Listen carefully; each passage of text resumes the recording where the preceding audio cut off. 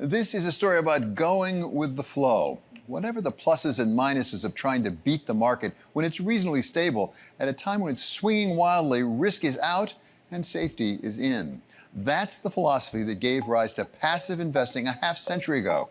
Katie Greifeld brings us the story of Vanguard, marking the 50th anniversary of its creating the first fund, as it's ridden the wave rather than trying to beat it.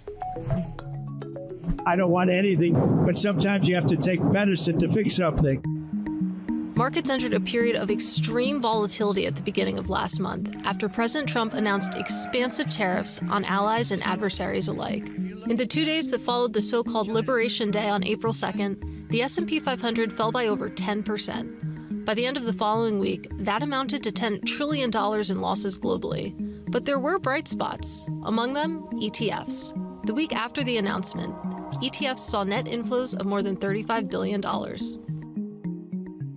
We had about 4 of our 5 highest trade days in our history in the past 6 or 8 weeks. In every case, clients were buying rather than selling. And in each of those cases, they were going back to these original principles of diversification, staying aligned with your goals, and investing for the long term. SalimRamji is the CEO of Vanguard, which has been battle-testing its approach to investing for half a century.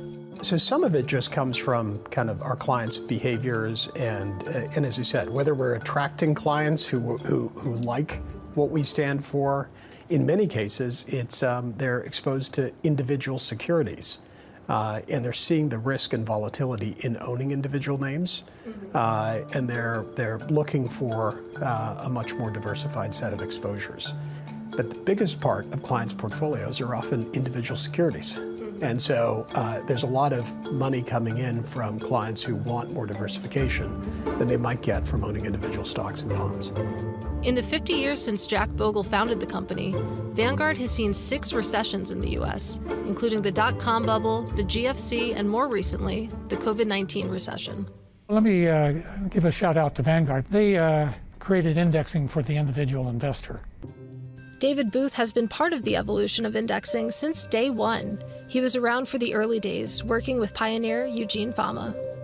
We were all kind of friendly and, worked with each other to the point that the group I worked on at Wells Fargo, which was one of the first, came out with one of the first passive funds, first index funds. Jack had created the framework for providing indexing to individuals. Bogle was the legendary founder of Vanguard, who went against what was then the investing grain. How to decide on the funds is a little bit difficult. I'd say taking the most important part, perhaps the equity fund selection. I think a beginning investor in particular should go for sort of middle-of-the-road funds like fairly conservative growth and income funds or growth funds, and even, as suggested by your remarks at the outset, maybe a little seasoning of index funds wouldn't be so bad. Described you as an industry statesman. When Bogle appeared on Wall Street Week with Louis Rukeyser in the early 90s, Vanguard had around $100 billion in assets under management. Today, it's grown to more than $10 trillion. And through the growth, Bogle's philosophy remains. Well, you have a really interesting job because, you have to thread staying true to the roots that Jack Bogle laid down 50 years ago, but also positioning Vanguard for the future and, future-proofing Vanguard. Yeah, I think first is understanding our history and understanding our culture. And I've also benefited that first, Bogle wrote a lot. And so not just in his books, but in all the historical archives and speeches and in the memos and the like. He was a quote machine. One of Bogle's famous sayings tells the story of passive investing. Don't look for the needle in the haystack, just buy the haystack. It's a philosophy so popular, it generated an online following of passive investors known as Bogleheads. One of the interesting things is Vanguard's always changed. Like, we've maintained our sense of consistency around our purpose. Whether you can think about our moves into advice, our moves into ETFs, our moves into, if you go back into the 90s, our moves into retirement. These were all changes in the business model. But so I sort of look at what I'm here to do is to continue that tradition and that kind of duality between staying true to the purpose and also changing things as we need to change and adapt based on our client needs. Buying that haystack today looks a little different than it did during Bogle's days. But Vanguard makes no apology for sticking to its tried and true approach to indexing that avoids the trends of the day. You could start to have to really think about how do you stay true to the roots while also, giving clients what they want. Because those clients, specifically in advice and wealth management, I could imagine them requesting private assets, which I know that Vanguard is pursuing, but I could also see them asking for Bitcoin and crypto, which famously Vanguard isn't too hot on. So I wonder how you're thinking about those sort of potential run-ins. We're not going to be everything to everybody, and that's okay with us. That's been true for kind of the history of the firm.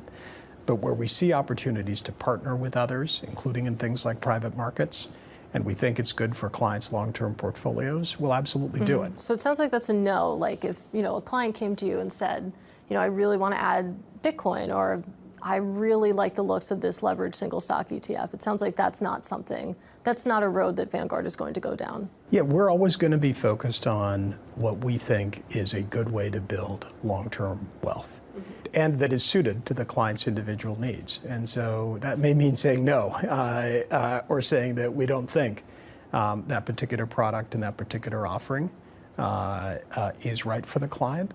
And we may not get caught up in the latest fad, but we're dependable for the long term.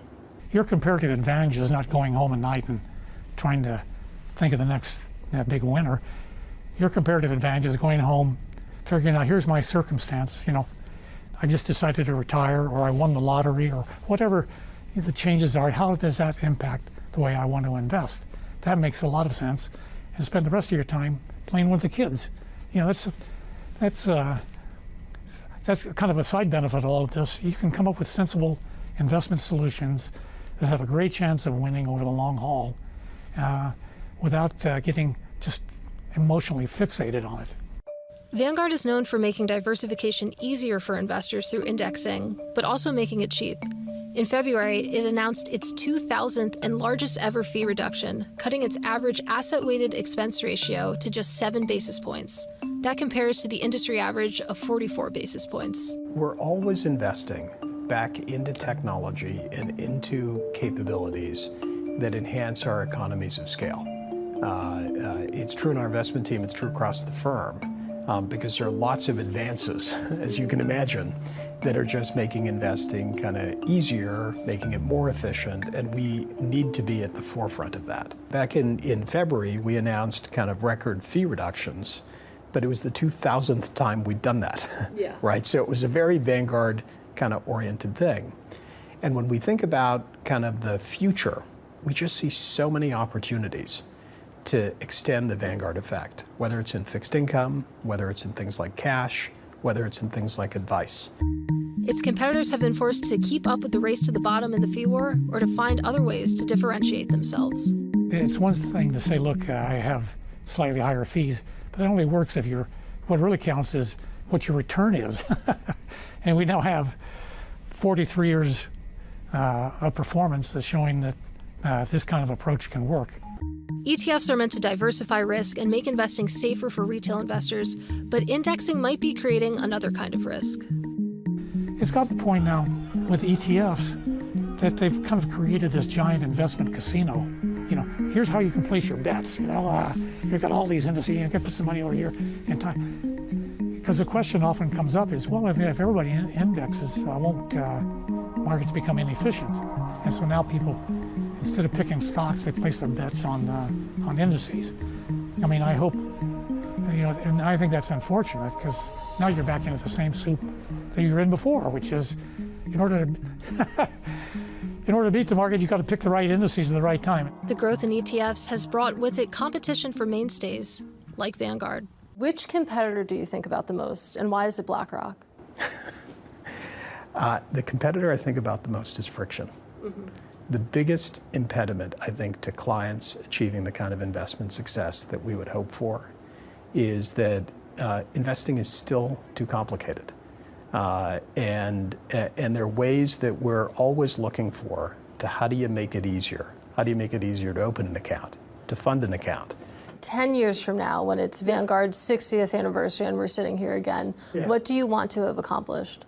Vanguard plays a really unique role in the investment community because of our client ownership, because of our focus on giving people a fair deal, And I certainly don't want that to change in 10 years. I don't want that to change in 20 years or 30 years or well into the future.